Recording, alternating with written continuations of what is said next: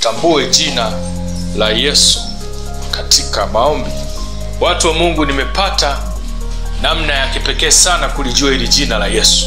Nimepata ufunuo wa jina la Yesu kwa sababu ni jina maarufu duniani, na kwenye Biblia kila mahali linatamkwa na kusemwa. Unajua kitu ambacho kinazungumzwa sana, kuna muda kinakuwa kama cha kawaida kwa sababu ya namna umekisikia sana. Kwa hiyo hata kama kwa ukubwa na uzito wake, inafika hatua kwa sababu linatamkwa sana kwenye salamu zetu, tunalitamka kila wakati, tunasema Bwana Yesu asifiwe. Tunatamka kwenye maeneo mengi. Imefika hatua wengi wamelikawadisha, limegeuka, nguvu yake imegeuka, imekuwa kama mfumo wa kidini, na chochote ambacho kinakaa katika mfumo wa kidini kinakosa nguvu ya uvuvio ndani yake, kwa sababu dini ni utaratibu ambao tunamwabudu Mungu ndani yake. Lakini ikifika hatua utaratibu ambao unaweza kuwa wa mazoea na kutokuelewa undani wake, inafika hatua inapoteza nguvu na mvuto. Nataka nikwambie, kwa namna tutalijua hili jina la Yesu leo, matatizo yako yanakomeshwa katika jina la Yesu. Amen. Nasema kwa namna tutalielewa hili jina la Yesu, hatutaiomba tena maombi yasiyokuwa na majibu. Kuna kipindi unaweza usitamke, lakini kwa sababu umejua ufunuo wa jina la Yesu, ukiliwaza litakupa matokeo, ukilifikiria litakupa matokeo. Nitakuonesha watu ambao wametembea na nguvu za Mungu na kupata ufunuo wa jina la Yesu. Miujiza iliambatana nao, hata kwa vivuli vyao viliponya, mavazi yao, leso zao ziliponya wagonjwa, kwa sababu ya ufunuo wa kulijua jina la Yesu. Ninapozungumza jina, kabla sijaelezea jina la Yesu, jina kama jina lolote ni unabii unaokitangulia kitu. Ninapozungumza unabii unaokitangulia kitu, nina maana unabii ni matokeo ya mambo yajayo au yaliyokuwepo. Lakini ninapozungumza jina, lina tafsiri au linanyumbulishwa katika maeneo matatu. Jina lolote linakuwa kama ni unabii unaotangulia kitu fulani, au ni utambulisho wa kusudi fulani, au ni alama ya ukumbusho. So popote ambapo jina linawekwa, linakuwa ni unabii unatangulia. Ndio maana ni muhimu sana, hata wewe wakati unaitwa jina lako, wakati unaambiwa wewe utaitwa fulani, wewe utaitwa fulani, ni kwamba walikuwa wanayatabiria maisha yako yote utayoishi hapa duniani yaendane sawa sawa na jina lako. Ndio maana ni muhimu sana kujua maana ya majina yetu, kwa sababu yametangulia maana ya maisha yetu ambayo tutaishi baadaye. Wezi ukaitwa matatizo na maisha yako yakawa na baraka. Wezi ukaitwa tabu na maisha yako yana baraka. Nani ameiona mtu mkubwa kwenye nchi anayetikisa anaitwa tabu au matatizo? Nani ameona mtu mwenye utukufu mkubwa mahali anaitwa majina ambayo yana maana mbaya? Ni kwa sababu gani? Majina yao hayawaruhusu kufika mahali pa heshima, kwa sababu majina yao yalibeba unabii uliotangulia maisha yao. Lakini pia ni utambulisho wa kusudi. Jina linabeba utambulisho, linatambulisha kitu fulani, linatambulisha mamlaka fulani. Leo akija hapa mtu kitu askari, wote tunajua amebeba mamlaka ya askari kwa sababu ya jina lake ni askari. Amebeba utambulisho. Jina limebeba utambulisho wa mamlaka fulani. Lakini pia ni alama ya ukumbusho. Jina lina tabia ya kuacha alama fulani ambayo itakumbukwa daima. Haleluya. Amen. Ninapokuja kwa hili jina la Yesu, kabla hajaitwa Yesu litabiriwa na manabii wa kanisa la kwanza. Haleluya. Ilitabiriwa na manabii wa kanisa la kwanza. Ilitabiriwa. Kiangalia Isaya 9:6. Anasema, maana kwa ajili yetu mtoto amezaliwa, tumepewa mtoto wa kiume, na uwezo wa kifalme utakuwa begani mwake, naye ataitwa jina lake Mshauri wa Ajabu, Mungu mwenye nguvu, Baba wa milele, Mfalme wa amani. Huyu Yesu tunayemsoma leo, utabiri wake ulikuwepo tangu vitabu vya kanisa la kwanza. Kabla hajaitwa Yesu kama ilivyofunuliwa kwenye Agano Jipya, ulitabiriwa uwepo wa jina lake toka kanisa la kwanza. Haleluya. So jina ni unabii ambao unakitangulia kitu. So kitu chochote kwenye hii dunia kina maana sawa sawa na jina lake lilivyo. Kama maisha yetu yatapoteza maana, ni kwa sababu majina tuliyobeba yamekosa maana halisi ambayo inaweza kubeba maisha yetu. Haleluya. Lakini huyu Yesu tunayemzungumza leo, alitabiriwa kwamba atakuwa mshauri wa ajabu, So ndani ya jina la Yesu kuna ushauri wa ajabu. Anasema Mungu mwenye nguvu. Ndani ya jina la Yesu kuna nguvu za Mungu, kuna uungu ndani wenye nguvu. Anasema Baba wa milele, mfalme wa amani. Kuna umilele ndani ya jina la Yesu, na kuna ufalme wenye amani ndani yake. Bwana Yesu asifiwe sana. Amen. Wafilipi 2:6-11. Napotaka sasa kukupa jina la Yesu namna gani ulitambue hasa katika maombi. Filipi 2:6-11 anasema ambaye yeye mwanzo alikuwa yuko namna ya Mungu, na ya kuona kule kuwa sawa na Mungu kama kitu cha kushikamana nacho, bali alijifanya kuwa hana utukufu, akatoa namna ya mtumwa, huyu ni Yesu, akawa mfano wa mwanadamu, tena alionekana ana umbo kama mwanadamu. Alijinyenyekesha akawa mtii hata mauti, na mauti ya msalaba.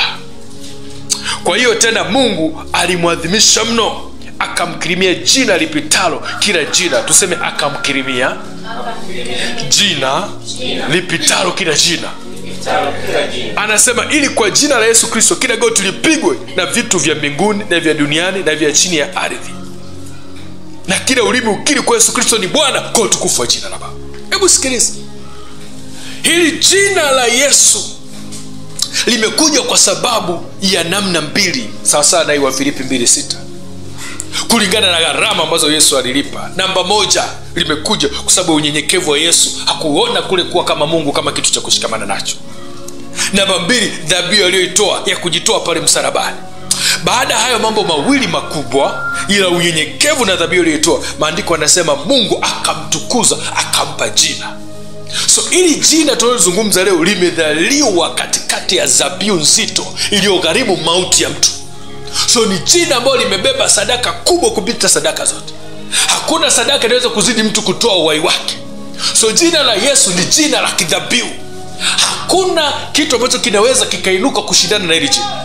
Na anasema hili jina lililokirimiwa Yesu, kila goti litapigwa mbele yake. Anasema hili jina hili liko juu ya vitu vyote ambavyo viko mbinguni, vitu vyote ambavyo viko duniani na ambavyo viko chini ya nchi. Kwa hili jina lina mamlaka ya kuamua kila majibu tunayotaka kutoka mbinguni. Tena lina mamlaka juu ya kila vinavyotawala hapa duniani. Na amesema hata vilivyo chini ya nchi. Inamenda chini ya nchi ni kuzimu, hadi kuzimu hili jina lina mamlaka ya kutusaidia. Nataka nikwambie, kama kuzimu kumeshikilia familia yako, ni jina la Yesu unaweza kuikomboa. Amen. Nasema kama kuzimu imeshikilia hatima yako, ni jina la Yesu ambalo limeinuliwa zaidi ya kuzimu, linaweza likasaidia maisha yako. Amen. Lakini inachukua ufunuo mtu wa Mungu. Unapolitamka kwenye maombi, unalijuaje?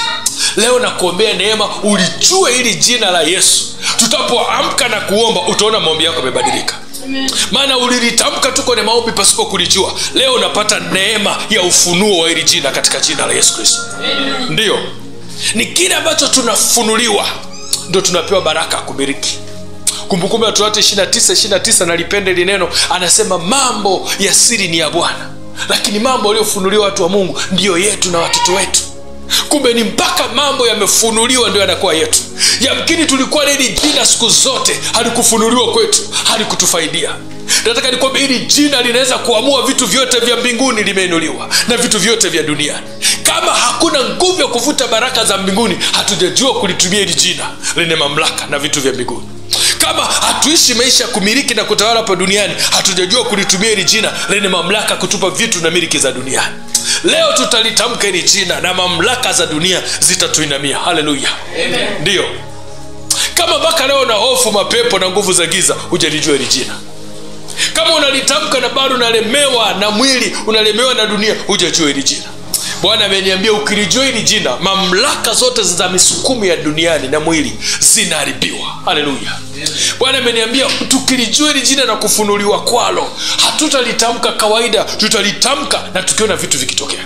Jina la Yesu. Ufunuo wa jina la Yesu limefunuliwaje kwenye maisha yako? Unalitambuaje? Fuatana na utafunuliwa ufahamu wako, ulijue na upokee habari njema, itakusaidia. Kuna dhambi nyingi zinasumbua watu. Shida moja, hawajajua kuzifukuza kupitia jina la Yesu. Hawajajua hili jina ambalo kila goti litapigwa. Maandiko yanasema, tumesoma hapo, na itakiri Yesu ni Bwana. Lazima vitu vyote kwenye dunia visubmit, vishuke kwenye hili jina. Ni namna gani umepata ufunuo ni jina la Yesu kuichukua shida yako kuifanya ipige goti kwenye hili jina? Ni namna gani utachukua changamoto yako kuipeleka mbele za Bwana? Inamie hili jina. Anasema kwa hili jina kila goti na itakiri Yesu ni Bwana. Nataka nikwambie, tatizo lilo ndani yako lina jina. Linahitaji jina la Yesu lenye nguvu kuliko tatizo lilo jina ili liondoke. Tatizo lolote ambalo linamkalia mtu lina herufi, lina tamko, lina namna lipo, na lile jina lake ndio limeleta tatizo ndani yako. Kama kuna ugonjwa fulani uko ndani yako, una jina fulani. Ule ugonjwa unasubiri mamlaka ya juu, na lile jina limebeba unabii kwamba wewe humwe, limebeba kusudi fulani kwamba likuue, na limeweka alama ndani yako kwamba utakaa mgonjwa kwa kipindi ambacho umenuiziwa huo ugonjwa ukaenda ndani yako. So unahitaji mamlaka ya jina jingine lije ndani yako, liamue kutoa hizo mamlaka zilizotangulia ndani yako. Ni ufunuo wa hili jina utakuondolea madhaifu yote. Na kuombea kabla sijamaliza hili somo, udhaifu wote ambao uko ndani yako ukutane na nguvu ya hili jina. Amen. Changamoto yote ambayo ndani yako ikutane na nguvu ya hili jina. Amen. Imekusumbua kwa sababu jina la Yesu alikutukuzwa ndani yako. Amen. Imekusumbua kwa sababu jina la Yesu alikupata nafasi ndani yako. Amen. Na kwa ujumbe wa leo, jina la Yesu linachukua nafasi yake kwenye maisha yako katika jina la Yesu. Amen. Linatibua kila madhabahu za giza zilizomiliki maisha yako katika jina la Yesu Kristo. Amen. Nasikia sina juu maskini unaweza kutesa maisha ya mtu, kwa sababu kwa hili jina tulikirimiwa utajiri wa mambo yote ya rohoni. Kwa hili jina tulikirimiwa baraka zote za rohoni. Kwa hili jina tuliinuliwa kutoka mahali pa upungufu na kupewa ukamilifu. Wakati hili jina linafunuliwa ndani yako, na muona Mungu anakukamilisha leo. Watu wa Mungu, nataka nikwambie, unaweza kuwa una kitu cha thamani sana lakini hujui kukitumia. Ni kama wazee wetu wa zamani, walikuwa na madini, walikuwa na dhahabu, wanachezea bao, wanachezea kete bao. Wazungu wanakuja, wanaona hao wazee wajinga, hizi dhahabu, hizi rumasi, wanachezea bao, wanasema hivi vitu vinang'ang'aa, vinaonekana vizuri kwenye bao, wanachezea. Wazungu wakajua ile samani, wakawa wanabadilishana nao dhahabu na bangili za plastiki. Wanapa wazee wetu bangili, vitu vya chuma wanavaa, wenyewe wanachukua dhahabu. Kwa sababu gani? Walijua thamani ya vitu wanavyovichezea.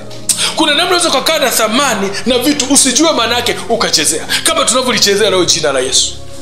Kama ambavyo tunalitamka vyovyote na lisitufanyie kitu, leo tunalipandisha thamani hili jina. Haleluya. Utalitamka litaleta matokeo kwenye maisha yako. Utalitamka kufukuza shida za familia yako katika jina la Yesu Kristo. Cha muhimu na kikubwa, lazima uielewe mamlaka ya hilo jina.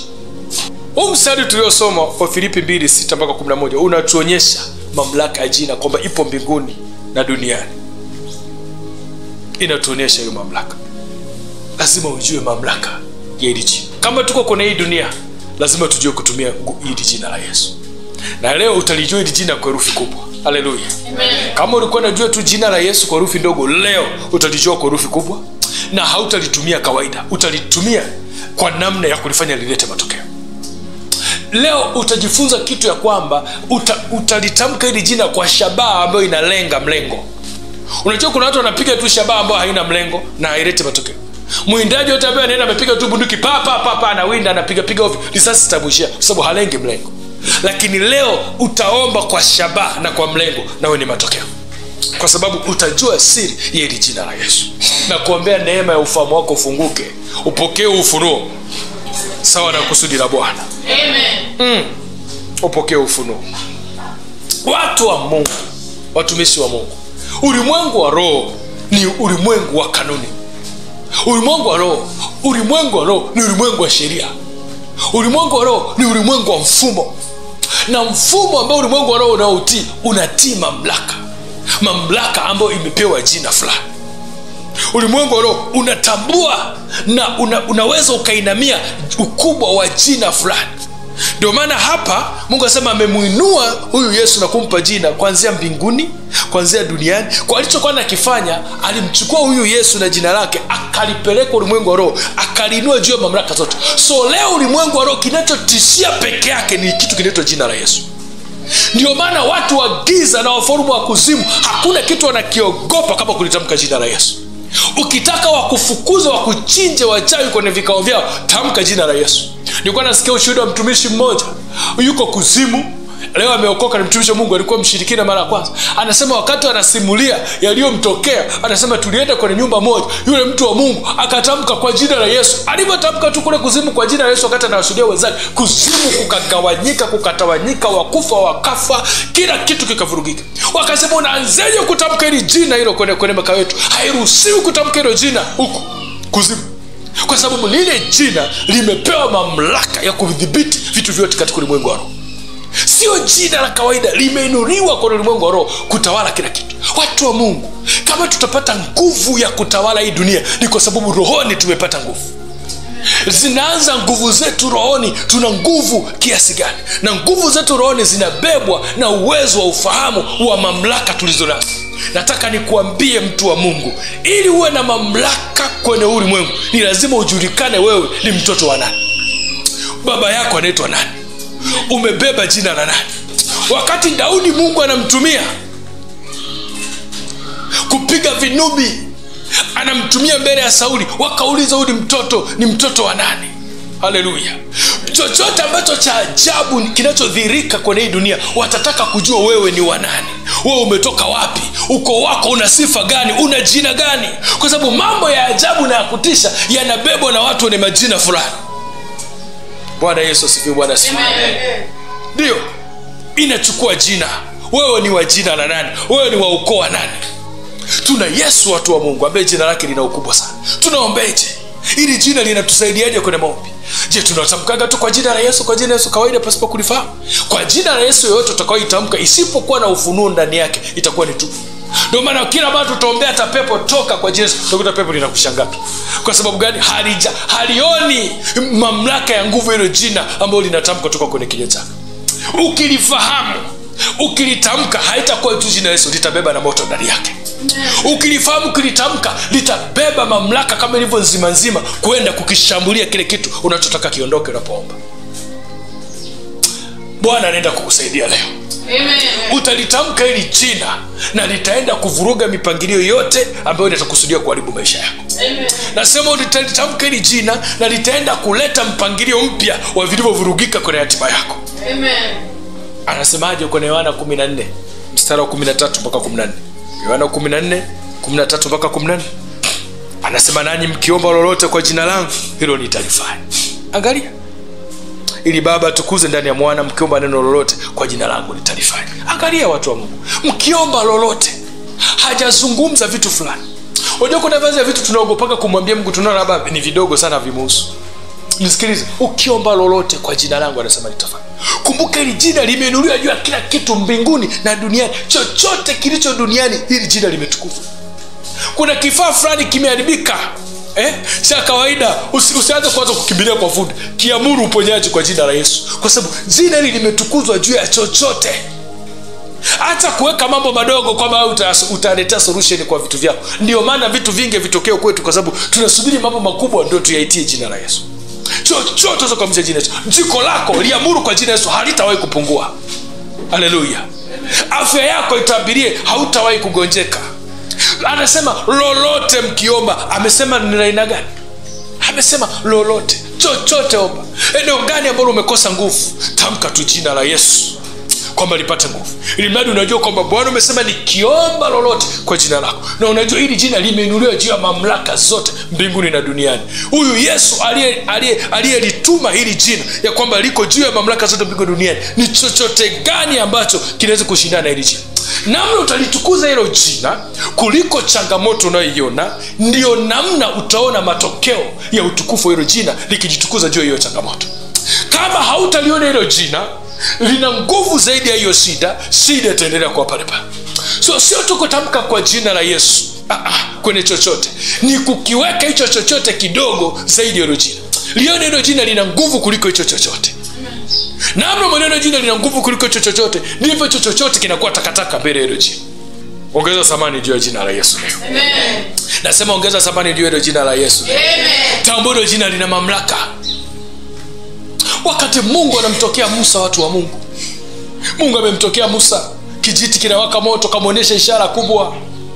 Musa anajua hivi vitu sivielewi mimi. Baadaye Mungu anamtokea katika Kutoka 3:13 mpaka 14. Anamwambia nimekuita, nimekutuma kawatoe watu wangu, nimesikia kilio chao. Musa anasema mimi Misri nimeishi. Unajua Musa ameishi kwenye nyumba ya Farao kabisa. Amelelewa, amekunywa maziwa mule, amejua ile nguvu, amesoma pale, anajua miungu ambayo iko Misri. Anajua majina makubwa ya miungu ambayo iko Misri.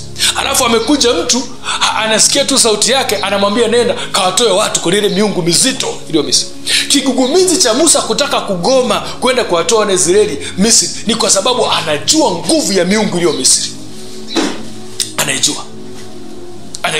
Kwa alitaka Mungu amfafanulie yeye ana jina gani, ni nani, mpaka aende kuwatoa watu Misri.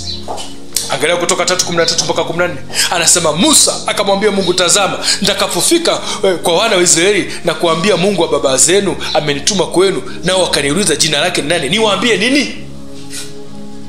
Mungu akamwambia Musa, mimi ni niko ambaye niko. Ilibidi Mungu alitamke jina ambalo hajawahi kulitamka kwa Yakobo wala kwa Ibrahimu wala kwa Isaka.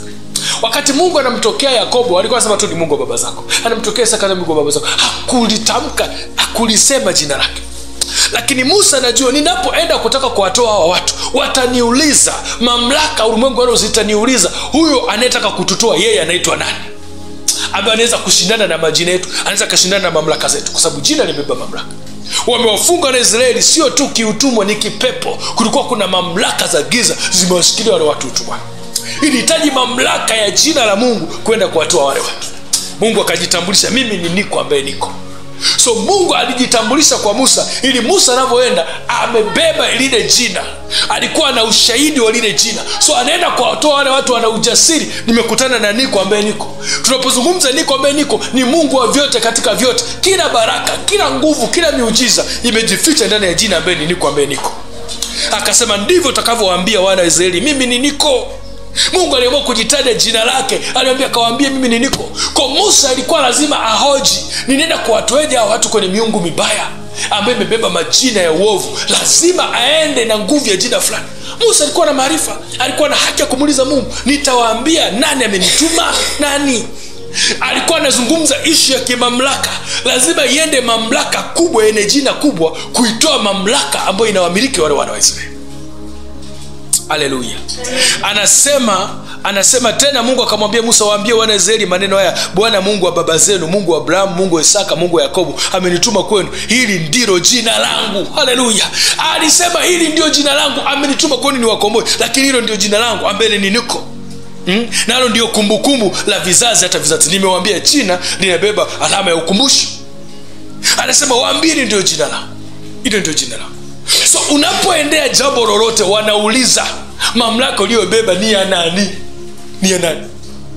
Unapoenda kufanya jambo lolote Mungu roho ili lete matokeo, linaangalia jina gani umebeba, lina nguvu gani. Okay, umeokoka na sasa nimebeba jina la Yesu. Wanaangalia una ufahamu gani neno jina la Yesu ulilobeba. Na wewe unachukulia Yesu kwenye dini? Unamchukulia Yesu ambaye anaimbwa kila siku kama kwenye pambio na ambaye haleti matokeo? Unamjuaje huyo Yesu wako? Unajuaje mamlaka iliyo ndani ya jina la Yesu? So tunapoomba watu wa Mungu lazima tujue jina gani tumebeba nyuma yake. Haleluya. Nasema umebeba jina la Yesu. Amen. Nasema umembeba niko ambaye niko. Amen. Aliyotoa Israeli kwenye utumwa anakutoa kwenye utumwa wote uliokandamiza maisha yako leo. Amen. Israeli walitoka kwenye utumwa kwa sababu ya jina moja tu, niko ambaye niko. Malaika akwenda kama Mungu wa Ibrahimu tu, akwenda kama Mungu wa Isaka tu. Alitokea wakina Isaka wakina Yakobo katika hali ya kawaida, lakini kwa Musa alikuja kama jina lake lilivyo, niko ambaye niko. Hakujifunua namna hii kwa Isaka wala Yakobo wala Ibrahimu, alijifunua kwa Musa. Aliamua kujitambulisha jina lake ili miungu iliyoshikilia watu wake iwachilie. Hakuna miungu itatoka kwenye jamii yako, hakuna dhambi, hakuna tabia itashiria maisha yako isipokuwa imekutana na ufunuo wa jina la Yesu kwenye maisha yako. Haleluya. Je, tunaombaje kwa usahihi sasa? Tunaombaje kwa usahihi tunapotamka jina la Yesu? Ni kwa kusema tu jina la Yesu tu basi? Hapana. Ni muhimu, lazima tujue, namba moja, tuliamini na kujua nguvu yake. Lazima uliamini. Lazima uliamini ni jina la Yesu. Lazima uliamini na kujua nguvu yake. Kwenye kujua ndio nitakaa muda mrefu hapo. Lazima uliamini na ujue nguvu yake. Lazima upate ufunuo wa kulijua jina. Yohana 17:3 anasema na uzima wa milele ndio huu, wa kujua wewe Mungu wa pekee wa Israeli na Yesu Kristo uliyemtuma. Uzima wa milele ndio huu, wa kujua, kumjua Mungu. Tunabeba uzima wa milele ndani yetu. Uzima wa milele ndio wakujua wewe, wakujua wewe Mungu wa pekee. Watu wa Mungu ni lazima tumjue huyu Yesu. Lazima tulijue ili jina lake. Tulijue. Ukiwa kwa mfano unatumia kifaa fulani ambacho unajua kina nguvu, kina sifa kubwa ya kuleta matokeo ya haraka, cha kwanza, kwa sababu tu umejua nina kitu chenye nguvu, unaanza kujiamini. Haleluya. Unaanza kujiamini, unajua matokeo ni lazima nitayapata. Unajua kwa nini tunaomba na hatuna uhakika kwamba matokeo nitapata au sijapata? Na tuna jina Yesu, ni kwa sababu hatujajua uweza ulio ndani ya hili jina la Yesu. Wakati mwingine hata tunaombea hata tunaombea pepo, kwa sababu ya kutokujua jina la Yesu, unakuta unakemea uelewe, unaanza kusema kwa damu ya Yesu. Kuna mahali maandiko yanatuambia kwamba itakuwa kwa damu ya Yesu. Nitakuonyesha. Alisema mtatoa na kupoza mapepo kwa jina langu, hasemi kwa damu yangu. Haleluya, haleluya, haleluya. Ni kwa sababu kutokujua hili jina ndio maana inafika hatua tunababaika, tunahadaika kwa damu ya Yesu, kwa damu, kwa maji, kwa moto, kwa nini? Lakini amesema tu kwa jina lako, kitu kitatu. So kule kujua tu ni kwa jina. Na hilo jina umejua nguvu yake na uwezo wake, hakuna kitu kitakataa kutoka. Haleluya, haleluya, haleluya. Amen. Haleluya, haleluya, haleluya. Amen. Kuna watu hawakujua hili jina, wanaitwa wana wa Skewa. Hawakujua hili jina, hawakupata ufunuo hili jina. Na Mungu atusaidie tusione sisi kama wana wa Skewa. Hawa watu walienda kuombea pepo kimazoea, kutoka kumfungua mtu. Lile pepo likauliza, nini ni wakina nani? Yaani unapoendea jambo lolote, shida yote inataka kujua wewe una mamlaka gani. Angalia Matendo ya Mitume 19:14 mpaka 16. Matendo ya Mitume 19:14. Anasema walikuwepo wana 7 wa mtu mmoja Skewa, Myahudi, kuhani mkuu, waliofanya hivi. Yule pepo mchafu akawajibu akawaambia, Yesu namjua na Paulo namfahamu, ninyi ni akina nani? Haleluya. Yule mtu aliyepagawa na pepo mchafu akawarukia mwilini, akawaweza, akawashinda, hata wakatoka mbio katika nyumba ile wakiwa uchi, walijeruhiwa. Wakasema walitamka kwamba tunakuombea kwa Yesu yule anayehubiriwa na Paulo, wenye hawamjui. Akauliza, nyinyi wakina nani? Yaani zile roho Yesu zinamjua vizuri na mamlaka yake. Paulo zinamjua anavyojua kuitumia mamlaka jina Yesu na namna na wachoma siku zote. Sasa nyinyi mbona mnavyomtamka si atusikii moto? Mbona atusikii kupata taabu? Nyinyi wenzetu ni wakina nani? Yesu yupi huyo mnayemzungumza? Jina ndivyo leo tunavyoulizwa na matatizo. Unaposema maskini niachie, shida niachie, ugonjwa nakuuliza.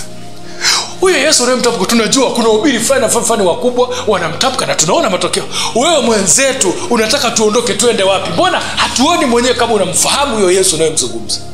Watu wa Mungu, leo hautamzungumza Yesu usiyemjua. Haleluya. Utamzungumza Yesu unayemjua, mleta matokeo. Utapomuita mbingu zitatetemeka. Utapomuita kuzimu itatetemeka. Utapomuita vifungo vitakuachia. Utamjua Yesu wako. Wale watu wakalaluliwa, wakaribiwa kwa sababu hawakumjua Yesu wao wanemtamka. Matatizo hayatakuzomea. Amen. Shida hazitakuzomea. Amen. Maana leo tunapokea ubatizo wa ile jina la Yesu. Amen. Watu wa Mungu, Yesu alimhakikishia Petro ya kwamba atamjibu maombi yake kwa sababu tu alijua amejua jina lake. Alipata ufunuo wa kulijua jina. Akamwambia, wewe ndio Petro, na juu ya mlima huu nitalijenga kanisa langu juu ya mwamba. Na mtu yote ambaye alifunga duniani na mbinguni utafungwa. Lakini kwanza Petro alipata ufunuo wa Yesu ni nani. Hebu angalia katika Mathayo 16:16 mpaka 19. Mathayo 16:16 mpaka 19. Anasema, Simoni Petro akajibu akasema, wewe ndiwe Kristo, mwana wa Mungu aliye hai. Yesu akajibu akamwambia, heri wewe Simoni Bayona, kwa kuwa mwili na damu havikukufunulia hili, bali Mungu aliye mbinguni. Ndio maana nazungumza kulijua hili jina. Anasema mwili na damu havija kufunulia wewe, lakini ni Baba aliye mbinguni. Nami nakwambia wewe ndiyo Petro, na juu ya mlima huu nitalijenga jina lako. Kila mara unapopata ufunuo wa kulijua hili jina la Yesu na kulitamka kwa usahihi, nataka nikwambie kuna utabiri na unabii unakuja wa matokeo. Anasema kwa sababu wewe Petro umelijua, sio mwili na damu uliokufunulia kwamba mimi ndiye Kristo. Sasa sikiliza, ninakwambia wewe ndiye Petro, na juu ya mlima huu nitalijenga kanisa langu. Yaani namwambia Petro, wewe wewe utakuwa kama mlima wangu mtakatifu. na nitalijenga kanisa langu, wale milango ya kuzimu haitalishinda. Kwa nini anasema Yesu anatabiri wa maneno mazito? Ni kwa sababu wewe umepata ufunuo wa jina langu, umenijua jina langu. Unapopata ufunuo wa hili jina la Yesu, nataka nikwambie unajengwa juu ya mwamba. Amen. Milango ya kuzimu haiwezi kukushinda. Amen. Kwa nini milango ya kuzimu inamshinda mtu? Kwa sababu hajapata ufunuo wa hilo jina. Anasema nami nitakupa ufunguo za ufalme wa mbinguni, na lolote utakalofunga duniani litakuwa limefungwa mbinguni, na lolote utakalofunga duniani litakuwa limefunguliwa mbinguni. Kwa sababu gani? Wewe Petro, ninakwambia umenijua mimi ni nani. Tukimjua ni nani Mungu tunayemwabudu, shida zitatutoroka. Tukimjua Mungu tunayemwabudu, changamoto tunazolialia zitatuachia. Acha hili jina la Yesu litutendee mambo makubwa. Amen. Nitakuonyesha kuchini namna jina la Yesu linafanya mambo mazito yanatokea kwenye ulimwengu. Kuna wakati kwa kujua jina hili hata usipolisema mamlaka iliyo ndani yako inakubeba. Kuna wakati Paulo alikuwa amekaa mahali anaota moto, nyoka ikawa imemzingira.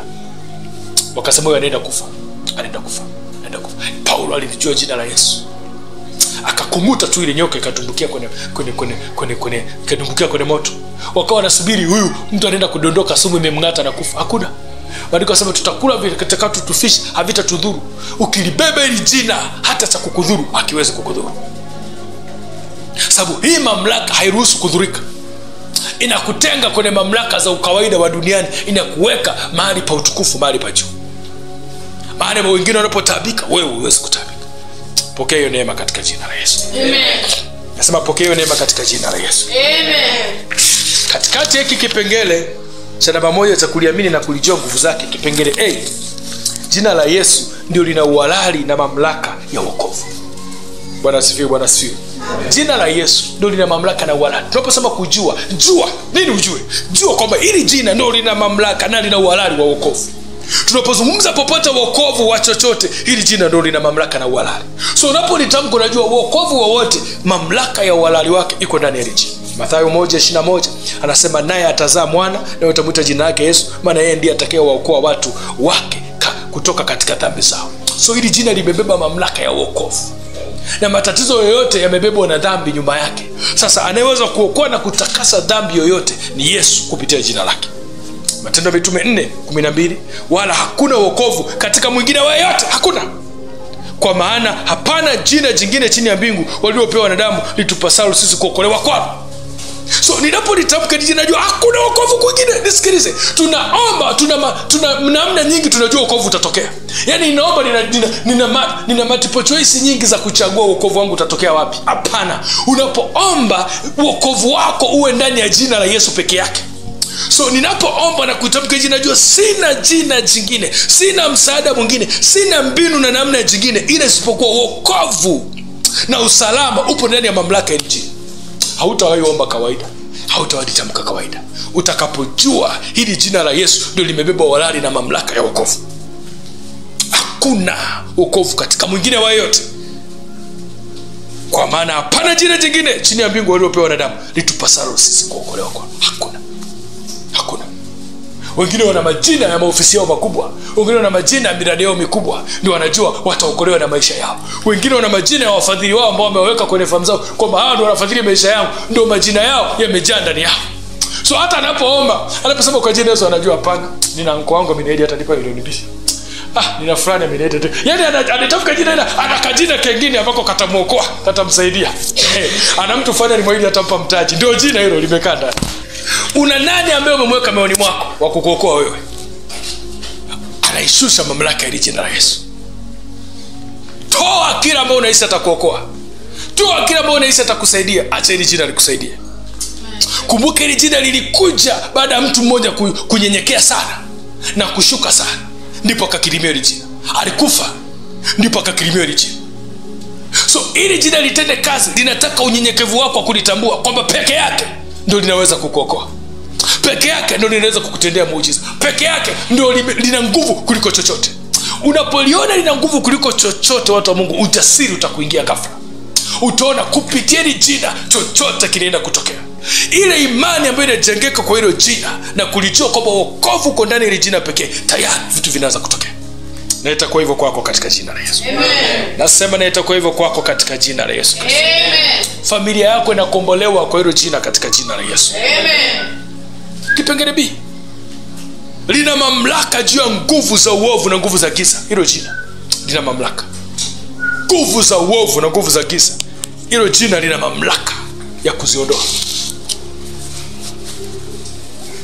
Marko 16:17-18 anasema, na ishara hizi zitafuatana na hao waaminio, kwa jina langu watatoa pepo, watasema kwa lugha mpya, watashika nyoka, hata wakinywa kitu cha kuua hakitawadhuru kamwe, wataweka mikono yao juu ya wagonjwa na watapata afya. Ishara hizi zitafuatana na hao waaminio, kwa jina langu watatoa pepo. Lina mamlaka juu ya nguvu za giza, watu wa Mungu. Kwa hilo jina pepo tunatoa. Kila tatizo kwenye maisha mtu ni pepo. Tumeapa tu majina. Tumeapa tu majina matatizo mazuri mengine. Tatizo la kutisha tumelipa tu jina la kawaida. Tunaita changamoto. Nisikilize, hakuna changamoto, kuna pepo ya changamoto. Haleluya. Shida nyingi tunazipa majina mazuri mazuri ya ustaarabu. Changamoto. Tunazipa majina mazuri ambayo ya kuyafanya ni vitu vya kawaida. Udhaifu. Ni udhaifu. Nisikilize, udhaifu wote nyuma yake na pepo. Haleluya. Haleluya. Na kuombea kwa jina la Yesu. Hii mamlaka ya hili jina la Yesu ikuokoe na nguvu za uovu na za giza. Amen. Nazungumza, kuna uovu unaotesa ulimwengu. Kuna uovu unaotesa maisha ya watu. Kuna uovu unaotesa dunia leo mwingi. Umeshikilia watu. Huo uovu unalisubiri jina la Yesu. Nasema uovu unasubiri jina la Yesu. Amen. Ndio maana ibilisi, kwa sababu anajua hili jina lina nguvu, amedanganya na kutapeli hata waimbaji. Amelipunguza hata kwa watu wengi. Amepunguza kwa baadhi ya madhehebu. Utakuta mtu anaimba anaogopa kulitaja jina la Yesu. Utasikia tu Mungu, Bwana, Bwana, Mungu, Mungu, Baba, Baba, Baba, Baba. Hataki kusema hili jina mpaka yupo naishi hajalichukuza hili jina la Yesu. Na kuna mwingine hata kusalimia anaogopa kusema jina la Yesu. Shetani amedogoresha. Salamu ya shalom ni nzuri, lakini kuna wakati sema Bwana Yesu asifiwe. Haleluya. Tukuza Yesu na hili jina lake litakushindia. Wewe jua ile tukusema tu Bwana asifiwe, na kuanzia leo Yesu atusaidie. Unapotamka hili jina la Yesu, hata unapomsalimia mtu, tafakari kwanza. Unaposema Bwana Yesu asifiwe, anasifiwaje kwa huyo mtu? Unajua kumwambia mtu Bwana Yesu asifiwe, unamtabiria kwamba Yesu atukuzwe kwenye maisha ya huyo mtu. Yaani hizi Bwana Yesu asifiwe zote tunazosalimianaga kila siku, tunasema tungekuwa matajiri tupa pa kuweka vitu. Lakini kwa sababu watu wanaotuambia hawana ufunuo na hili jina, wametubaki wanatupa tu malana baada ya kutubariki. Bwana Yesu asifiwe. Aliyekirimiwa hili jina zaidi ya majina yote, asifiwe. Ambaye jina lake lina mamlaka juu ya vitu vyote duniani mpaka kuzimu, asifiwe.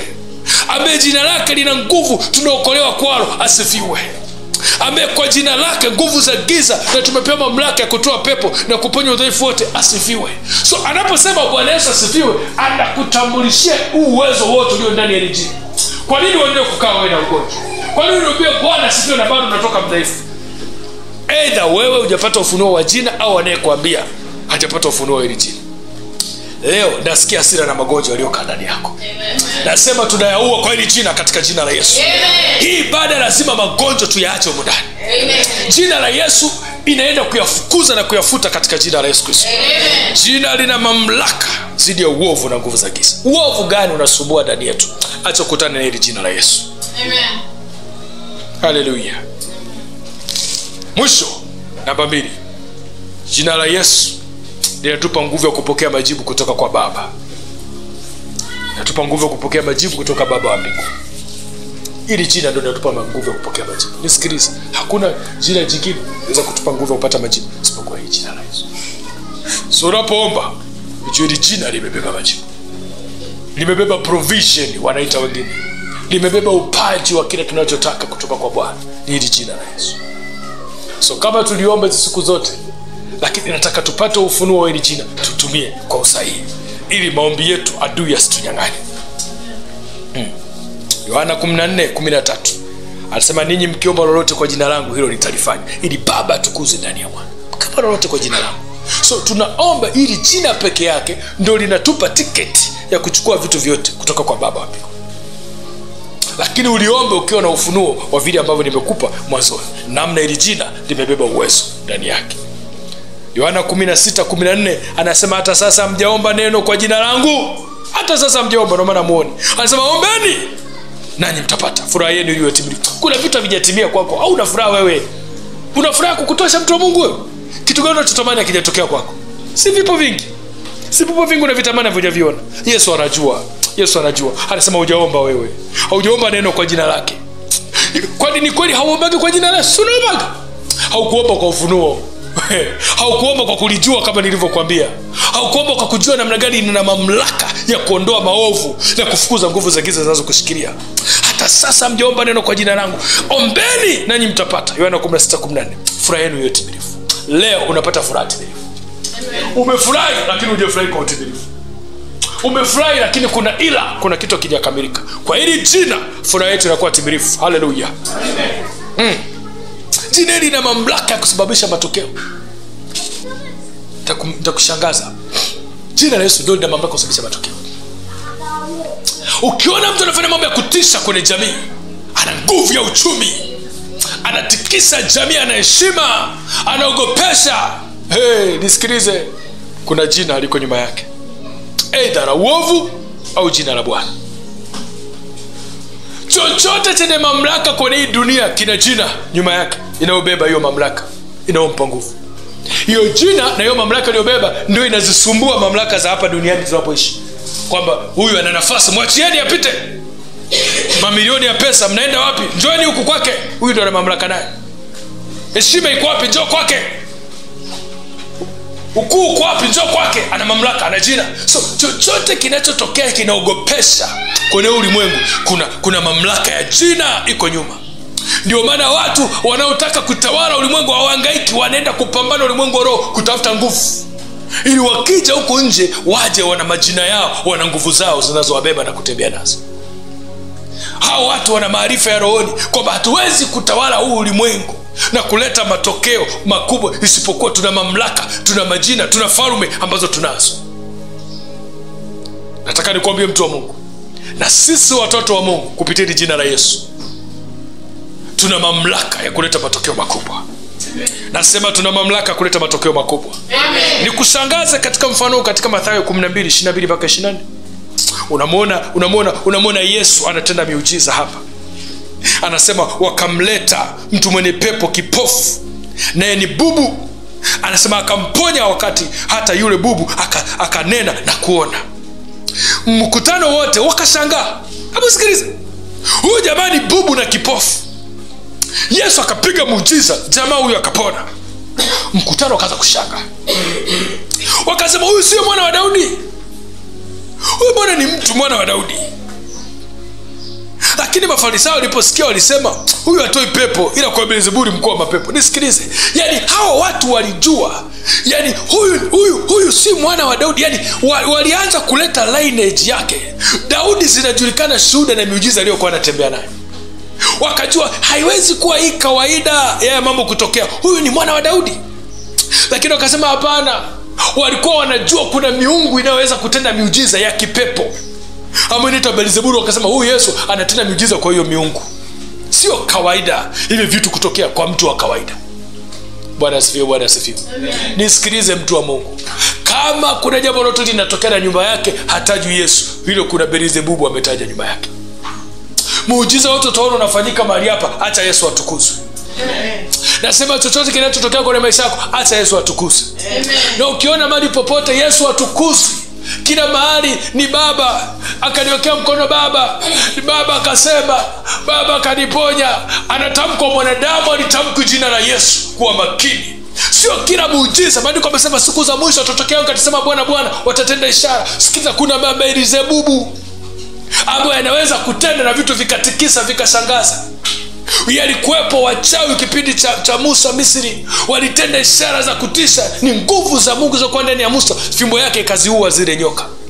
Nisikilize, utajuaje mahali hapo pana Yesu? Utajuaje kusudi lolote limebeba? Utajuaje matokeo yote makubwa ni ya Mungu isipokuwa jina la Yesu limetukuzwa juu haya matokeo? Kama jina la Yesu halijatukuzwa, kuna Beelzebuli ametenda kazi. Na kuombea kwa jina la Yesu, lolote ambalo Mungu atakutumia kulifanya, acha Yesu atukuzwe. Amen. Acha jina lake litukuzwe. Na kwamba hili jina lina nguvu ya kuleta matokeo. Lina nguvu ya kuleta matokeo. Yesu atusaidie sana. Amen. Nasema Yesu atusaidie sana. Amen. Tusiangukie mikononi mwa watu wabaya, manabii wa uongo. Yesu atusaidie tuwe na macho. Moja kipimo sasa tayari unacho cha kutambua ukuu wa Yesu ni nguvu ya jina hili linatukuzwa kwa namna gani. Haleluya. Natumai umeijua mamlaka iliyo ndani ya hili jina. Natumai hautaliomba na kulisema kawaida tena. Ndio maana Maandiko yanasema usitaje bure jina la Bwana Mungu wako. Ni jina limebeba mamlaka. Jina limebeba nguvu. Na litakupa matokeo siku ya leo. Nasema itakupa matokeo siku ya leo. Amen. Ninajua kilichokufunga kina jina. Sijui ni jina la ukoo, sijui jina la chifu gani, sijui ni mganga gani uliendewa jina lako lichukuliwa ukawekwa huko. Ninajua ugumu wote kwenye maisha ya mtu, changamoto yote tunayopitia, iwe ni kanisa iwe ni nini. Kuna miungu fulani ina majina fulani ambayo imekaa mahali pasiri ikirusha mishale kuzuia kusudi la Bwana. Lakini nakutabiria kwa hili jina lipitalo majina yote, linaitwa jina la Yesu. Hiyo miungu inakufa leo katika jina la Yesu. Amen. Nasema hizo changamoto zinaangamia leo katika jina la Yesu. Amen. Hili jina lina mamlaka ya kushinda uovu. Kila uovu wenye jina unakutana na hili jina la Yesu. Amen. Na tunamuona Bwana katika jina la Yesu Kristo. Amen. Tutatembea kifua mbele tukikabili matatizo, tukiambia wewe tatizo una jina fulani. Sikiliza, nina jina la Yesu ndani yako. Tatizo yeyuka. Tatizo niachie. Na hiyo fungu lako leo. Amen. Nasema na liwe fungu lako leo. Amen. Twende tuiambie milima iliyo kwenye maisha yetu, moka na ukatupe bahari. Maana tunajua tuna jina la Yesu. Twende tuziambie bahari, nyamaza mawimbi. Maana Yesu aliyekuwa amelala ameamka. Anasema ninyi ni kumkumbusha Bwana msimwache anyamaze kimya. Yesu alilala kwenye boti, mawimbi yakatokea. Walipomwamsha akanyosha mkono, mawimbi yakatulia. Usimwache Yesu wako alale. Kwa tafsiri nyingine, usiache jina la Bwana kwenye kabati na uache kulitumia. Toa jina la Bwana ulikolificha, anza kulitumia kwa ujasiri leo. Amen. Na litakupa matokeo. Amen. Tusimame tuliite hili jina.